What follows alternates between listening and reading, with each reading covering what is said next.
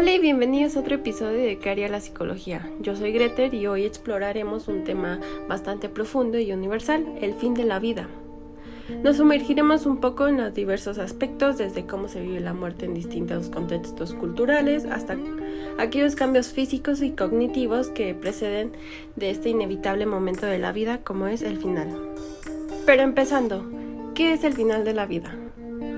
Bueno, vamos a definirlo, qué implica el final de la vida. Para muchos es un tema difícil de abordar, difícil de hablar, pero los psicólogos nos ofrecen herramientas para comprenderlo mejor. Citando a Elizabeth Kubler-Ross, pionera en el estudio de las etapas del duelo, nos señala que enfrentamos la muerte de maneras similares como enfrentamos otras pérdidas significativas. Mientras abordamos el tema de la muerte, hay que tener en cuenta las diferentes culturas y la forma en la que, dependiendo de la manera en la que abordamos o vemos la muerte. La percepción de la muerte varía enormemente en diferentes culturas. Autores como Ernest Becker, en su obra La negación de la muerte, argumenta que nuestras culturas han desarrollado sistemas de creencia y rituales para lidiar con la ansiedad ante la muerte. Exploraremos cómo estas diferentes culturas influyen en nuestra percepción y aceptación del fin de la muerte. Por ejemplo, en algunas comunidades orientales la muerte es considerada como una parte natural de la vida, mientras que en occidental a menudo se tiende a evitar del tema. Estas diferencias influyen en nuestros rituales funerarios y cómo enfrentamos el duelo. Un claro ejemplo es, México, que vemos la muerte desde un lado festivo, incluso teniendo un día como el Día de los Muertos, en el que se venera y se celebra a aquellas personas que ya no están con nosotros.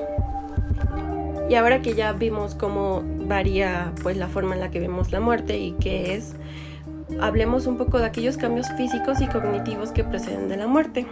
A medida que nos aproximamos al final de la vida, el cuerpo y la mente experimentan transformaciones realmente notables. Ejemplos incluyen la pérdida de funciones cognitivas, disminución de energía y cambios de funciones orgánicas. Autores como Cicely Saunders han abogado como la atención paliativa para proporcionar cuidados compasivos y respetuosos ante esta etapa. En este mismo podcast, en entregas anteriores, hemos hablado del tema, por ejemplo, la demencia, qué es, en qué consiste y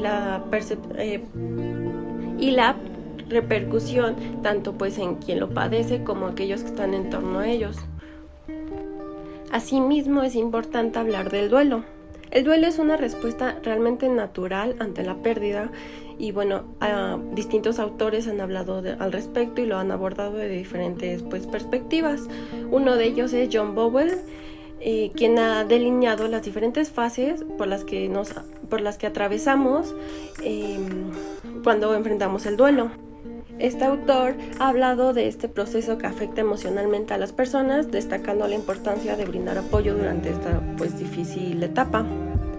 John Bauer sugirió que el proceso de duelo no sigue realmente un patrón rígido de cada etapa, no es algo lineal, pero destacó la importancia de la afiliación, que más adelante explicaré. La afiliación representa como una respuesta natural ante la pérdida. Bowlby sostiene que las personas pasan por una serie de experiencias emocionales y comportamentales en respuesta a la pérdida de un ser querido. ¿Pero cuáles son estas experiencias? Primero tenemos la afiliación y la protesta. En esta las personas experimentan dolor emocional y pueden expresar protesta como contra la pérdida más que nada. Pueden buscar activamente la figura de apego perdida, siguiendo por la desorganización y desesperanza. Las personas enfrentan la realidad de la pérdida y la ausencia permanente y puede haber una sensación de desorganización en la vida cotidiana, ya que esta persona no está y se tiene que enfrentar a esto. Por último está la reorganización, que se inicia la adaptación de la vida sin la figura de apego perdido, es decir, sin la persona perdida. Las personas comienzan a encontrar una nueva forma de vivir y establecen conexiones emocionales. Es importante realmente tener en cuenta que estas fases, como dije, no son lineales y ni se experimentan de la misma forma ni de la misma manera cada persona. El autor subrayó que la intensidad y duración de la afiliación puede variar según factores individuales y realmente contextuales. Además, no todas las personas pasarán por todas estas fases y el proceso de duelo puede ser único para cada individuo. Hay que recordar que, como la psicología dice, cada persona es un mundo. Por otro lado, tenemos a otra autora que igualmente se encargó de estudiar y plantearnos las distintas etapas del duelo, la psicóloga Elizabeth Kubler-Ross. Fue una psicóloga suiza estadounidense que ganó reconocimiento por su trabajo pionero en el campo de los cuidados paliativos y de su teoría etapas del duelo.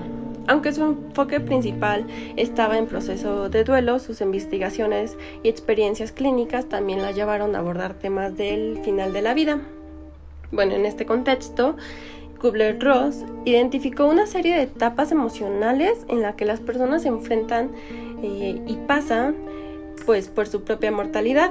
Estas etapas son comúnmente conocidas como las etapas del proceso de morir o las etapas del final de la vida, aunque es importante destacar que estas etapas no son universales y que las personas pueden experimentar de manera diferente las etapas propuestas por esta autora. Ahora, ¿cuáles son estas etapas? Bueno, en primer lugar está la negación. En esta etapa las personas tienden a negar la realidad de su diagnóstico terminal o de la proximidad de la muerte. Pueden experimentar shock, incredulidad, búsqueda de la esperanza de que haya habido algún error en su diagnóstico. Seguido por la ira, cuando la negación ya no es realmente sostenible, las emociones pueden volcarse hacia la ira. Las personas pueden sentirse enfadadas con el mundo, con los seres queridos o con los profesionales de la salud o incluso con la misma vida. Seguido de la ira se encuentra la negación. En esta etapa las personas buscan hacer acuerdos o negociaciones para cambiar la situación. Pueden tratar de negociar con una fuerza superior, con los médicos o con ellos mismos. Lo siguiente es la depresión. Con la realidad de la situación presente puede surgir una profunda tristeza y desesperanza. Las personas pueden experimentar sentimientos de pérdida y duelo por la vida que se está desvaneciendo. Y por último está la aceptación. La etapa final es la aceptación, como dije, de la realidad inminente de la muerte. Las personas pueden encontrar paz y reconciliación enfocándose en aspectos prácticos y emocionales para enfrentar el final de la vida. Por favor, es crucial comprender que estas etapas no siguen un orden estricto, no es algo lineal, no es algo escrito en piedra, y no todas las personas experimentan las etapas en un orden diferente o pueden regresar a etapas anteriores. Alguien puede experimentar primero la ira, después la aceptación, después la depresión, pero incluso pueden volver a la ira una vez más hasta llegar a la aceptación. Hay otro tema realmente interesante que abordar en cuanto al final de la vida, que son los tipos de pérdida en la vejez. Bueno, en la vejez enfrentamos diversas pérdidas que van más allá de la vida misma. Robert Beck ha identificado tareas psicosociales específicas de esta etapa, incluyendo ajustarse a la pérdida de roles laborales, amigos y en ocasiones incluso la independencia física. Estos desafíos influyen en nuestra salud mental. Cuando alguien llega al final de la vida, todo su entorno cambia realmente, tanto que tienen que jubilarse o incluso muchos de sus amigos van falleciendo y en ocasiones uno como adulto mayor tiene que aceptar la pérdida de esa juventud que le permite experimentar la vida y que ahora está enfrentando esta independencia física.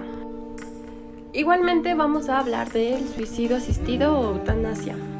Bueno, en situaciones extremas, algunas personas buscan controlar su propia muerte a través del suicidio asistido o de la eutanasia. Datos curiosos revelan que países como Holanda y Bélgica han legalizado la eutanasia bajo ciertas condiciones. No es como que yo pueda llegar y decir, quiero que hagan este procedimiento conmigo. No. La psicología realmente ha abordado estas decisiones difíciles y cómo lo enfrentan personas que lo rodean. La eutanasia es un tema realmente complicado y controversial que involucra cuestiones realmente éticas, morales y legales. La psicología aborda la eutanasia desde unas diversas perspectivas, teniendo en cuenta tanto las dimensiones individuales como las repercusiones sociales y familiares. Por ejemplo, la toma de decisiones ya que pues se examina cómo las personas llegan a esta decisión de optar por la eutanasia. Se explora factores como el dolor físico, el sufrimiento emocional, la calidad de vida y las creencias personales. La toma de decisiones en torno a la eutanasia puede estar influenciada por la autonomía, la autodeterminación y la búsqueda de un alivio del sufrimiento.